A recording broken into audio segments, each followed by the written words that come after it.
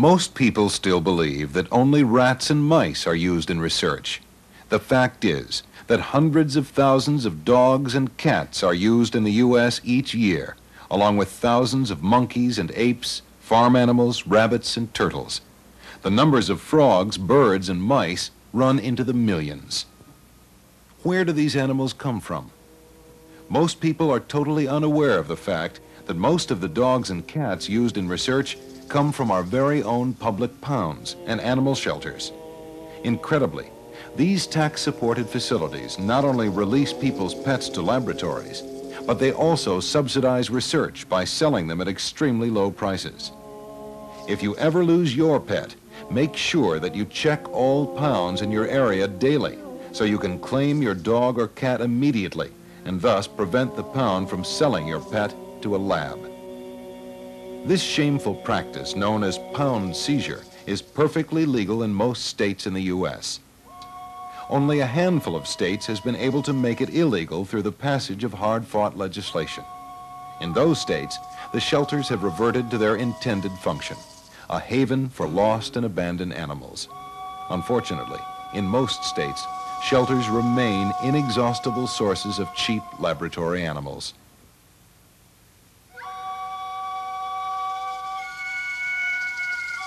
Even some zoos are involved. In 1982, the Detroit Zoo released at least 21 crab-eating macaque monkeys to Washington University in St. Louis, Missouri, to be used in terminal experiments.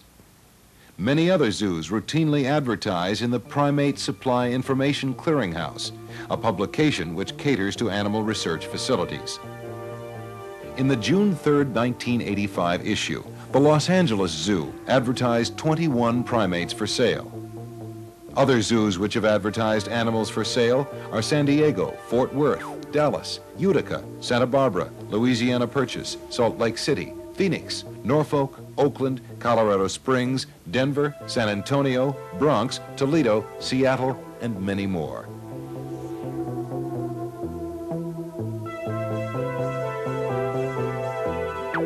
But this is not all. In Los Angeles, the University of Southern California has been trying to get approval from the City of Los Angeles to build a facility at the Los Angeles Zoo, which would house research primates. In other words, the university would be conducting animal research at the zoo as well.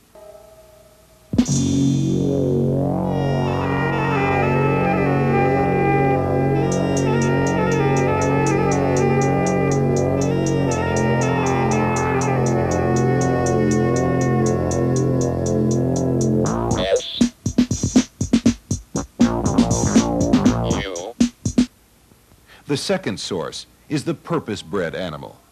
More than 1,600 animal breeders in the U.S. offer all kinds of animals, from mice and rats to primates. These are animals who are bred just to be used as laboratory tools.